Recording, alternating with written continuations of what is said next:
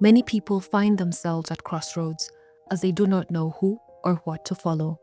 Welcome or welcome back to Truth That Transforms with your host, Alex Joroge.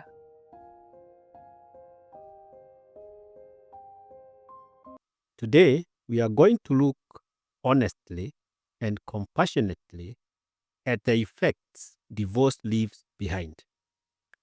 Divorce is often presented as an ending, an escape from pain. But for many, divorce does not end pain, it multiplies it. The Bible reminds us that God is not distant from this pain. Psalms chapter 34, verse 18 tells us, "The Lord is near to the brokenhearted and saves those who are crushed in spirit." If you have walked through divorce or are still feeling its aftershocks, this message is for you. Number one, divorce leaves deep emotional wounds. Divorce produces grief similar to death. It is the death of a relationship, shared dreams, family routines, and future plans. Many people experience emotional stages similar to mourning: shock and denial, anger and bitterness, deep sadness and loneliness. Proverbs chapter 14, verse 13 says, "Even in laughter the heart may ache, and rejoicing may end in grief." Outward smiles often hide inward pain. Scripture also reminds us in Ecclesiastes chapter 3, verse 1 and 4, there is a time to weep and a time to mourn. Grief after divorce is real, valid, and biblical. Healing begins when pain is acknowledged, not suppressed. Number two, divorce affects our spiritual life. Spiritually, divorce can shake a person's faith. Many struggle with guilt and self blame, shame and fear of judgment, and confusion about God's will. Some stop praying, others withdraw from church. There are those who feel they have failed God and are no longer worthy of His grace. But God's grace does not expire because of broken relationships. Psalm chapter 51, verse 17 reminds us, "A broken and contrite heart, O God, you will not despise." And Romans chapter 8, verse 1 declares, "There is therefore now no condemnation for those who are in Christ Jesus." Divorce may break a marriage, but it does not break your access to God. Number three, children silently suffer. One of the deepest effects of divorce is seen in children.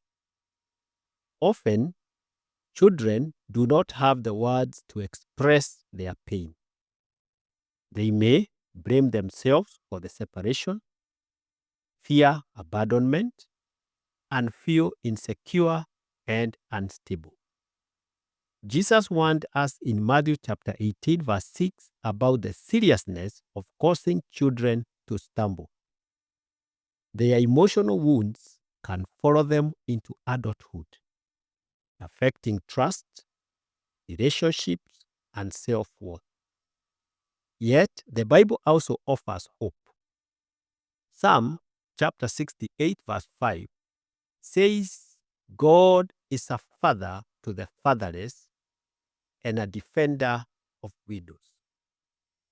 Even when families break, God steps in as a covering, protector, and healer for children.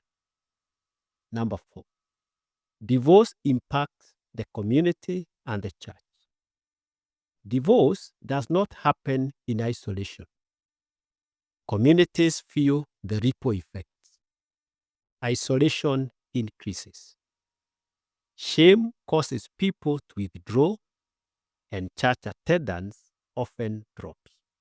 However, Galatians chapter 6 verse 2 calls us to bear one another's burdens and so fulfill the law of Christ. But shame often silences those who need help the most. The church must be a place of healing, not hiding. A place where the wounded are restored, not rejected. Number 5, the gospel brings hope. Pain is real, but God is still a healer. He is the hope we must never forget. Divorce is painful, but God is still a healer. Brokenness does not cancel God's love.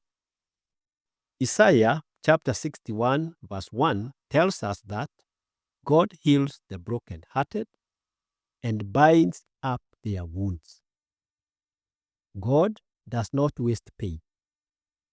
He redeems it and uses it for healing and growth. The failure of your marriage is not final. Your brokenness is not beyond God's reach. If you are hurting today, hear this truth. God is near. He sees and He heals. He heals the brokenhearted and binds up their wounds.